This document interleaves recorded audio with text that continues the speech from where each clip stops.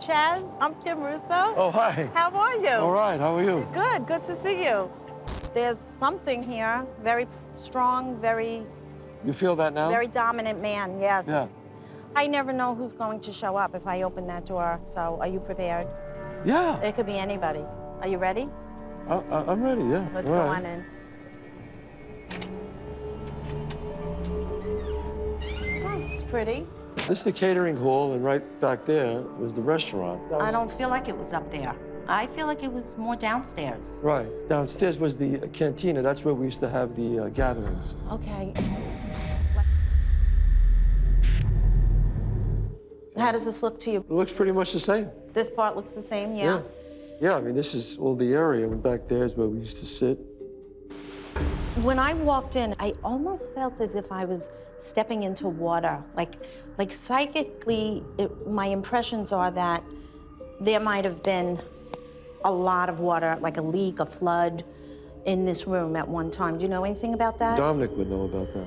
Dominic's the owner? He's the owner, the son. I mean, so much so that I feel they might have had to close the restaurant or do some major repairs. So now we're establishing I have a few different people here. I do first have the man that was telling me that there was a flood in this room. Flood. He's giving us a tour of the place, you know. Yes. Yeah, because he's telling me to go and kind of walk this way. Oh, boy. Now I see why he wants us to come into this room. He pointed straight ahead and said, this is, I guess for lack of a better term, wine cellar? Is that what La Cantina means? Yeah, cantina, yes. If I may, your father crossed? Yes. Okay, because what this other young man just said to me was, he brought in another man and he introduced him to me as your dad. My dad's here? Well, that's what he said. All right. We'll see if it's him. He said to talk about your mom, who I feel is still here. Yes, she is. Your dad told me to say to you something about moving mom, or thank you for moving mom. Yes. Okay, like moving her out of her location. Wow. It's best for her, he said. Yes, it's she loves the new location we put her in. He said it's definitely best for her. She has more activity, and it's a forced activity, if you know what he means. Yes. You know what that actually means. Now, here's the very interesting part that I find fascinating. He has met Dominic's father, your dad, on the other side. My dad's met Dominic's father? That's what he just told me. And you know when they met? While they were waiting for your arrival. And they knew I could all hear them like a party. Today? Today. They met today? Today, waiting here for your arrival. Now, this is the area that you experienced Gina. Yes, right over there. He said to me, he'll never forget the look on your face. He said that you came back into the room as if you saw a ghost, literally. Like you were white. Yeah, well, I was coming this way and I saw a gentleman coming down these steps going up. And he went, that's how I heard it. I heard, and I turned, and I saw this gentleman, and then he walked up the steps to the catering. Right. And I said, you can't go up there, it's locked. And he was going out that way, which didn't make any sense. And I said, you can't go out that way. And he said, it's okay. I see him with very, very shiny shoes. Yes, his shoes were like, bam, bam, sparkling. And then I said, oh. And I went back in there and I go, Dominic, some guys just walked up the catering steps, and then he came out, and then we both went up there and we couldn't find him. And then I told him, he goes, well, what did he look like? And I said he kept clearing his throat and he had his shoes were shining and he started tearing up. And then Dominic brought me in and he brought me into the office and he opened the office door and he goes, was that the man you saw? And I looked up and showed me a picture and I said, that's him. And he goes, that was my father. How are you? Hi, Dominic. Hi, how are you? How are you? Kim Russo. Hey, Kim. Hi, nice to meet you. Well, if you can validate some of the things that your dad was taking me on a tour with Chazz through these rooms today, and I think there's a few things you weren't able to validate. So we'll have to kind of think back a little bit and remember there was something about when I tried to walk in that room, I felt like I was walking into a flood of water. And was there a flood? Like he said something about having to close the restaurant Yep. for a long period of time? Absolutely. It was a major rainstorm, and the sewer in the street backed up, and all the rainwater from the roof came down. This was literally 2 feet underwater. Okay, so, 2 and they feet. had to close the restaurant? Yeah, absolutely. It took 2 days to clean up. What, does anything you remember? There was something about a man with no fingers who died of liver failure. That's wild that you're saying that. I was a kid, and they called him Three-Finger Al. And he had 2 fingers missing, and he was a customer at the bar. Patron at the bar, right? Absolutely. Wow, that was in the early 70s. You guys have a lot of connections. There's a Yeah. lot of intertwining going on. Yeah. This is probably a friendship that started a long time ago, but will last, and there will, because the same values, a lot of the same morals, values, family values.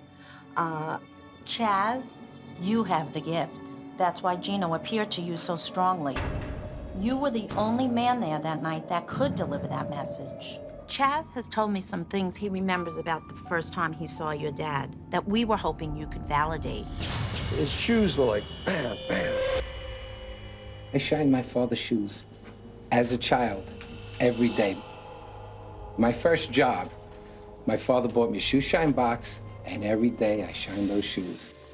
And I'll never forget the one day when I went to play ball in the Right. street, and my father yelled from the top, not yelled, but he called me from the top of the steps, and he says, Dominic, did you shine my shoes? And I turned around and I said, Dad, I shined them yesterday, they're not even dirty. He says, go back and shine my shoes. He goes, I want them to sparkle every day.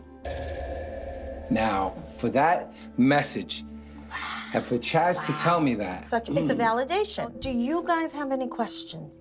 Well, now we know Grab- that the person that I saw, after what he told me, and then we assumed that was him, but now you're just That's him. you're just validating it. No doubt about it. Yeah. He was desperate in any way to get through to you. I kind of feel like for you, you were the clearer channel. Like I said, there were other people that he could only get through to in a dream. He said he's tried to come through to your dream. You're blocked. He's calling himself Gino. He just told me to tell you. Now, this is pretty funny. I'm not sure if you cook, but he said something about my pizza's better than your pizza. So I don't know what that means. Well, I just opened, I have a restaurant called Chazz in Baltimore, on the water. And we have, John Mariani of Esquire magazine called it one of the top 3 pizzas in the United States. So I always brag about my pizza, but I don't know. my pizza's better. No, he just said, now, was your dad a pizza man? We Was used this a to, yeah. pizzeria? Pizza, Years ago, when it was yeah. back in the 50s and 60s. And Yeah. it was great pizza. Right? Oh, yeah, it was phenomenal. But I don't know if it's better than my pizza. We'll talk later. We'll see. We'll wait Okay. until the cameras are off. Okay, That's well, true. I'm laughing. I always brag about my pizza, yeah. When my dad passed away 28 years ago, I was at the funeral parlor, and right before they covered my dad, they closed the coffin. I made a promise to him, and I says to Dad, I says, I'll never let anyone forget you. And that was my promise to my father. And they closed the coffin. It was very emotional. And only until now do I feel that that's the reason that you came into my life, because a TV show like this immortalized my dad. Yes, And and a big star like this. absolutely. And I Absolutely. said, because when we met, Chazz, we met right after my dad passed away. Yeah. Yeah, it was like 26 years ago. And little did you know. Where the relationship was going to go. Right. And for that, I want to thank you. Oh. Because, I mean, I could have never fulfilled my promise if I never, met a guy like Chazz. Because here we are all these years later, and we're having a conversation with your dad. We're still here. Yeah. And look at this, it's still the same. Yeah, 28. I mean, Right? upstairs is different, but downstairs, it's 28 years ago. So, I mean, could we call it a quits now? I think we're done. Could you tell them, please? The chapter's done. The last page. Even though we didn't actually grow up together, Right. we always had a great connection, Dominic and I. Yeah. We became great friends. I'm telling you, there's that Yeah. commonality, that link of similar backgrounds. So not only did he help you fulfill the promise, he helped your dad get the message to you from him. So you're really kind of acting like a medium yourself.